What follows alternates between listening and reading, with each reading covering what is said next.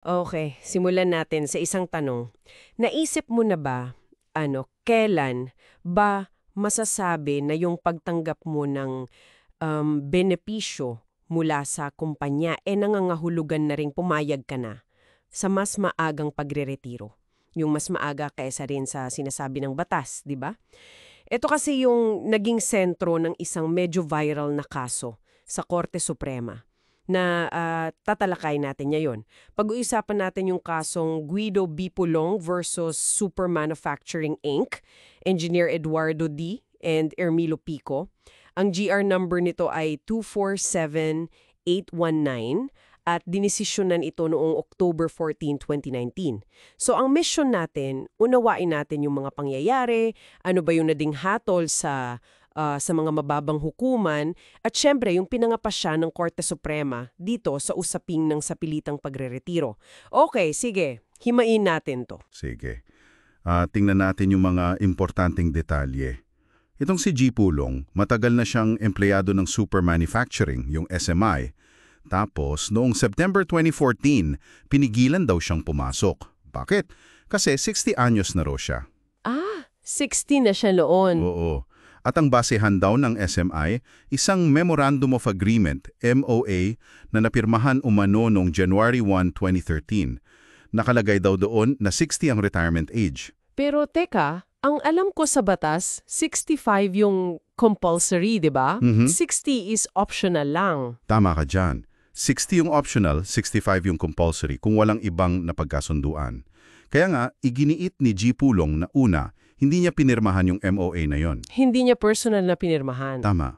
At pangalawa, yung 3 empleyado raw na pumirma para sa mga manggagawa, sina Abad, Bionat at Cruz, wala raw silang formal na otoridad o pahintulot mula sa ibang empleyado para gawin yon. Okay. So hindi sila union officers na may mandato. Hindi raw napatunayan yon.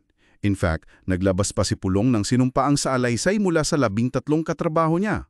Talaga? Anong sabi? Sinasabi nila na hindi raw nila alam yung tungkol sa MOA na yon o yung 60 anyos na retirement age na nakasaad doon.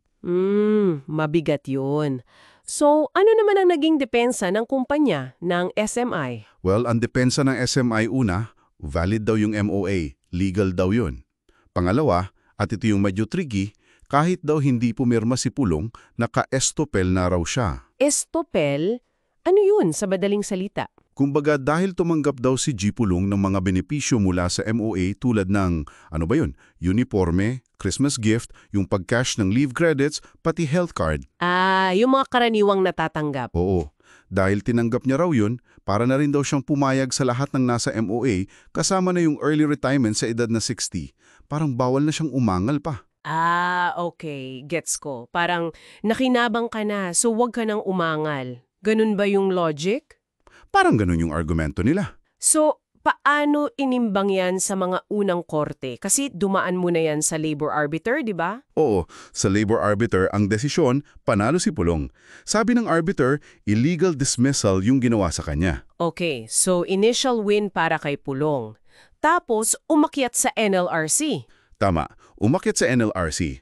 At nung una, kinatigan din ng NLRC yung labor arbiter. Panalo pa yun si Pulong. So 2 panalo na siya. Anong nangyari? Pero, nag-file ng motion for reconsideration yung SMI. At dito, medyo nakakagulat, bumaliktad yung NLRC. Bumaliktad? Bakit daw? Ang rason daw nila, dahil nga tumanggap ng benepisyo si Pulong mula sa MOA, parang pumayag na rin siya. Yun yung naging basean nila para sabihing valid yung retirement niya. Kinagat nila yung estoppel argument ng SMI? Mukhang ganun nga. At itong huling desisyon ng NLRC na pabor sa SMI, ito yung sinang-ayunan naman ng Court of Appeals. Grabe, paikat-ikot nga. Mula panalo, naging talo si Pulong bago umakyat sa Supreme Court? Oo, kaya yun. Humantong na talaga sa Korte Suprema. Ang pinaka-issue, tama ba yung Court of Appeals na sinabing legal yung compulsory retirement ni Pulong sa edad na 60 base lang dungon sa 2013 MOA at sa pagtanggap niya ng benepisyo? At dito na nga papasok yung pinakakapanapanabik na part. Ano ang naging hatol ng Korte Suprema? Ayon na nga, binaliktad ng Korte Suprema ang desisyon ng Court of Appeals. Binaliktad. So, panalo si G. Pulong sa huli? Oo, malinaw na panalo si G. Pulong. Pinawalan bisa ng SC yung ruling ng CA. Wow! Ano yung naging paliwanag ng Korte Suprema? Bakit hindi valid yung MOA or yung estoppel argument? Unang-una, sinabi ng Korte Suprema na bigo yung SMI. Hindi nila napatunayan na yung tatlong empleyadong pumirma sa MOA, yung sina Abad, Bionat, Cruz, ay may tunay at specific na otorisasyon mula sa mga manggagawa. Otorisasyon para saan? Para pagpasyahan yung retirement age nila sa pamamagitan ng 2013 MOA na yon. Sabi ng korte, hindi porket sila yung pumirma sa mga nakaraang kasunduan, automatic na may basbas na sila para sa MOA na ito. Kailangan specific pala yung authority para doon mismo sa usapin ng retirement age sa ilalim ng MOA na yon. Hindi pwedeng general authority lang. Tama, kailangan ng patunayan para mismo sa 2013 MOA. Okay, malinaw yon. Paano yung tungkol sa estoppel? Yung dahil tumanggap siya ng mga benefits, hindi ba yun basehan para masabing pumayag na siya? Dito malinaw din ng Korte Suprema. Sabi nila, hindi. Ang pagtanggap ng mga karaniwang benepisyo, uniforme, regalo, leave credits, health card, hindi raw ito maituturing na malinaw, voluntaryo, at walang pilitan na pagpayag sa isang retirement plan. So yung explicit, voluntary, free and uncompelled consent na sinasabi nila? Exactly. Hindi nimi-meet yun sa simpleng pagtanggap ng mga regular na benepisyo. Ang pagre-retiro daw kasi dapat ay resulta ng bilateral na kasunduan. Hindi pwedeng ipataw lang ng employer. Bilateral, ibig sabihin parehong panig, employer at empleyado ang nagkasundo? Oo. Hindi pwedeng unilateral imposition lang ng kumpanya. At binigyang diin din ng korte yung constitutional rights sa security of tenure. Napaka-importante nito. Oo nga, karapatan sa seguridad sa trabaho. Anumang waiver o pagsuko daw sa karapatang yan, dapat ay clear, categorical, knowing, and intelligent.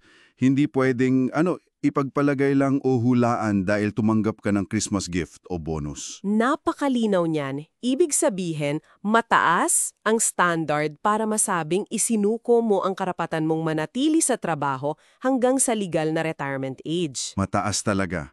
Kailangan talagang sigurado na alam at gusto ng empleyado yung pinapasok niya. So dahil napatunayang illegal dismissal nga ang nangyari, ano nang mangyayari kay G. Pulong? Ano yung mga ipinagkaloob sa kanya ng Korte Suprema? Okay. Dahil illegal dismissal, una, may karapatan siya sa back wages. Ito yung lahat ng sahod at benepisyong dapat niyang natanggap mula nung tinanggal siya hanggang sa finality ng desisyon. Back wages, okay. Pero maibabalik pa ba siya sa trabaho? Kasi medyo matagal na rin yung kaso. Baka umabot na siya sa 65. Magandang punto yan.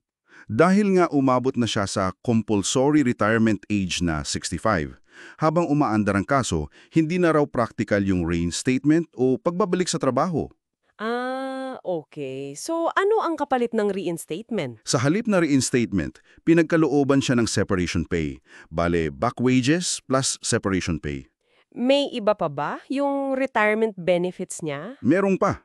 Bukod sa back wages at separation pay, dapat din niyang matanggap yung kanyang retirement benefits na naayon sa batas, yung nasa Article 302 na ngayon ng Labor Code. At si Tarin, pinagkalooban din siya ng attorney's fees. Wow, kompleto. Back wages, separation pay, retirement benefits under the law, at attorney's fees. Justice served, kumbaga. Oh, masasabi natin ganun nga. Grabe. Napakahalaga talaga ng kasong ito. Maraming aral dito para sa mga empleyado. At siguro, pati na rin sa mga employer, di ba? Totoo yan. Para sa iyo na nakikinig ngayon, ano kaya ang mas matimbang para sa iyo? Yung mga dagdag na benepisyo na maaaring matanggap mo kapalit ng maagang pagreretiro o yung karapatan mong magpatuloy sa trabaho hanggang sa edad na gusto mo basta't naaayon sa batas o maayos ninyong napagkasunduan. Pwede niyong ibahagi ang inyong saloobin sa comment section at kung nakatulong itong pagtatalakay na ito, paki-favorite na rin po. At para i-summarize, narito yung ilang mahalagang doktrina o aral mula sa kasong Pulong na dapat nating tandaan. Una, yung edad ng pagreretiro. Nakasaad yan sa Article 302 ng Labor Code. Kung walang ibang kasunduan, 65 ang compulsory, 60 ang optional. Pwede mas maaga, pero dapat hindi bababa sa batas ang retirement pay at may malinaw na pagpayag ang empleyado. Malinaw dapat yung pagpayag, hindi pwedeng implied lang. Ulitin natin, hindi sapat na basihan ang pagtanggap ng mga regular na benepisyo. Kailangan yung pagpayag ay malinaw, voluntaryo, malaya at hindi pinilit. Explicit, voluntary, free and uncompelled. Hindi automatic. Hindi automatic. At pangatlo, waiver sa security of tenure. Dahil constitutional right ito, ang pagtalikod dito ay dapat clear, categorical, knowing and intelligent. Kailangan sigurado na naiintindihan ng empleyado yung kanyang binibitawan. Napaka-importanting mga puntos niyan. Maraming salamat sa paglilinaw. Walang anuman. At para sa inyo na nakikinig, para sa mas marami pang ganitong pagsusuri ng mga mahalagang kaalaman na makakatulong sa inyong karapatan at kaalaman sa batas paggawa, huwag po kayong kalimutang mag-subscribe hanggang sa susunod nating pagtatalakay.